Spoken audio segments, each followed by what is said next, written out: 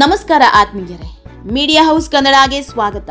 BJP ರಾಜ್ಯಾಧ್ಯಕ್ಷರಾಗಿರೋ BY Vijayendra ಮೇಲೆ day ಒನ್ನಿಂದಲೂ ಒಂದಿಷ್ಟು ಆರೋಪಗಳು ಕೇಳಿ ಬರ್ತಾನೆ ಇದ್ವು.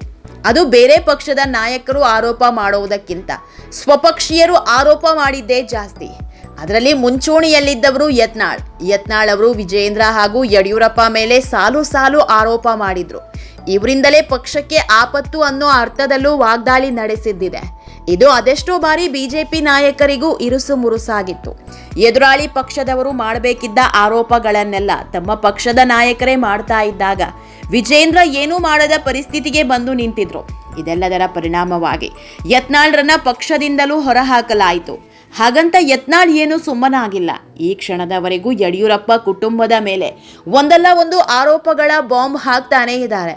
ಇದರ ಮಧ್ಯೆ ಈಗ ಆಡಿಯೋ ವೈರಲ್ ಆಗಿತ್ತು. ಅದರಲ್ಲೂ ವಿಜಯೇಂದ್ರ ವಿರುದ್ಧವೇ ಮಾತುಗಳು ಕೇಳಿ ಬಂದಿದ್ವು. ಆ ಮೂಲಕ ವಿಜಯೇಂದ್ರಗೆ ಸಾಕಷ್ಟು ಇರುಸು ಮುರುಸು ಆಗುವಂತೆ ಮಾಡಿತ್ತು. ಅಷ್ಟೇ ಅಲ್ಲ, ವಿಜಯೇಂದ್ರ ನಾಯಕತ್ವದ ವಿರುದ್ಧ ಡಜನ್ಗೂ ಹೆಚ್ಚು ನಾಯಕರು ಸಿಡಿದೆದ್ದಿದ್ದಾರೆ. ತಮ್ಮ ಪಕ್ಷದವರೇ ವಿಜಯೇಂದ್ರ ವಿರುದ್ಧ ನಿಂತಿದ್ದಾರೆ. ಇದೆಲ್ಲವೂ ವಿಜಯೇಂದ್ರ ಸುತ್ತ ತೂಗುಗತಿಯಾಗಿ ನೇತಾಡೋದಕ್ಕೆ ಶುರುವಾಗಿದೆ. ಬಿಜೆಪಿಯಲ್ಲಿ ನವೆಂಬರ್ ಕ್ರಾಂತಿಯಾಗುತ್ತೆ, ವಿಜಯೇಂದ್ರರನ್ನ ಪಟ್ಟದಿಂದ ಕೆಳಗಿಳಿಸ್ತಾರೆ ಅನ್ನೋ ಮಾತು ಕೇಳಿ ಬರ್ತಾ ಇದೆ.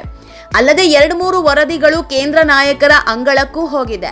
ಇದೆಲ್ಲವನ್ನ ಅರಿತ ವಿಜಯೇಂದ್ರ ಕೊನೆ ಆಟ ಶುರು ಮಾಡಿದ್ದಾರೆ. ಇನ್ಮೇಲೆ ಸುಮ್ಮನೆ ಕೂತ್ರೆ ಪಟ್ಟಕ್ಕೆ ಕುತ್ತು ಬರೋದು ಗ್ಯಾರಂಟಿ ಅಂತ ಸ್ವಪಕ್ಷ ನಾಯಕರಿಗೆ ಖಡಕ್ ಸಂದೇಶ ರವಾನಿಸೋದಕ್ಕೆ ಶುರು ಮಾಡಿದ್ದಾರೆ. ಬಹಿರಂಗ ವೇದಿಕೆಯಲ್ಲೇ ತಮ್ಮ ವಿರೋಧಿಗಳಿಗೆ ಎಚ್ಚರಿಕೆಯ ಸಂದೇಶ ರವಾನಿಸಿದ್ದಾರೆ. ಇದು ಬಿಜೆಪಿಯಲ್ಲಿ ದೊಡ್ಡ ಬದಲಾವಣೆಗೆ ನಾಂದಿ ಹಾಡಿದೆ. ಇದೆಲ್ಲದ್ರ ಬಗ್ಗೆ ಇವತ್ತಿನ ವಿಡಿಯೋದಲ್ಲಿ ಹೇಳ್ತಾ ಹೋಗ್ತೀವಿ. ಅದಕ್ಕೂ ಮೊದಲು ನೀವಿನ್ನೂ ನಮ್ಮ ಚಾನೆಲ್ನ ಸಬ್ಸ್ಕ್ರೈಬ್ ಮಾಡಿಲ್ಲ ಅಂದರೆ ಮಿಸ್ ಮಾಡಬೇಡಿ, ಈಗಲೇ ಸಬ್ಸ್ಕ್ರೈಬ್ ಮಾಡಿ.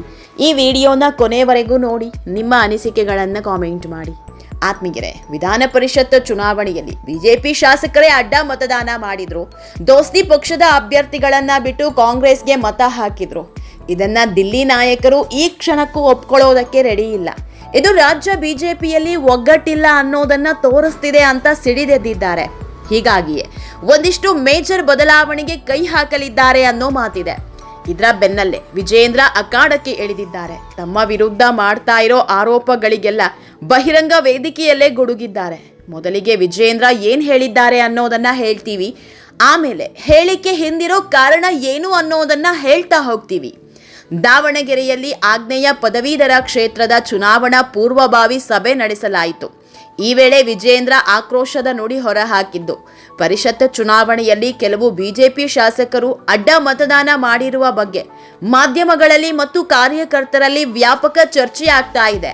ಇದನ್ನೇ ಬಂಡವಾಳ ಮಾಡಿಕೊಂಡು ನನ್ನ ವಿರುದ್ಧ ಪಿತೂರಿ ನಡೆಸಲಾಗ್ತಾ ಇದೆ.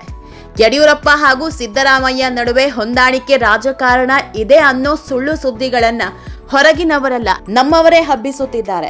ಯಡಿಯೂರಪ್ಪ ಹಾಗೂ ಸಿದ್ದರಾಮಯ್ಯ ಆಪ್ತರು ಅಂತ ಕೆಲವರು ಹೇಳ್ತಾರೆ. ಆದ್ರೆ ಯಡಿಯೂರಪ್ಪನವರು ಅಧಿಕಾರದಿಂದ ಇಳಿದ ಮೇಲೆ ಸಿದ್ದರಾಮಯ್ಯ ಸರ್ಕಾರ ಅವರ ಮೇಲೆ 35 ಕೇಸ್ಗಳನ್ನ ದಾಖಲಿಸಿತ್ತು.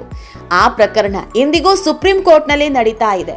ಅದೇ ರೀತಿ ನಾನು ಮತ್ತು DKಶಿ ಆಪ್ತರು ಅಂತ ಬಿಂಬಿಸಲಾಗ್ತಾ ಇದೆ.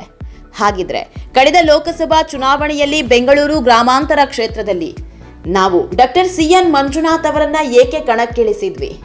ನಮ್ಮ ಆಂತರಿಕ ಕಚ್ಚಾಟಗಳಿಗೆ ಪಕ್ಷವನ್ನೇ ಬಲಿ ಕೊಡುವ ಕೆಲಸವನ್ನ ವೇದಿಕೆ ಮೇಲೆ ಕುಳಿತವರೇ ಮಾಡ್ತಿದ್ದಾರೆ ಅಂತ ತಮ್ಮ ನಾಯಕರ ವಿರುದ್ಧವೇ ಗುಡುಗಿದ್ದಾರೆ.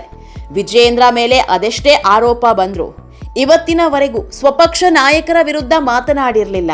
ಈ ಮಟ್ಟದಲ್ಲಿ ಏರು ಧ್ವನಿಯಲ್ಲಿ ಸಂದೇಶ ನೀಡೋ ಕೆಲಸ ಮಾಡಿರಲಿಲ್ಲ. ಆದ್ರೀಗ ವಿಜಯೇಂದ್ರ ಅವರ ನಡೆ ಬದಲಾದಂತೆ ಕಾಣ್ತಾ ಇದೆ. ಇದಕ್ಕೂ ಕಾರಣ ಇದೆ. ಆತ್ಮೀಯರೇ, ಬಿಜೆಪಿಯಲ್ಲಿ ನವೆಂಬರ್ ಕ್ರಾಂತಿ ನಡೆಯಲಿದೆ ಅನ್ನೋ ಮಾತು ದೊಡ್ಡ ಮಟ್ಟದಲ್ಲಿ ಚರ್ಚೆ ಆಗ್ತಾ ಇದೆ.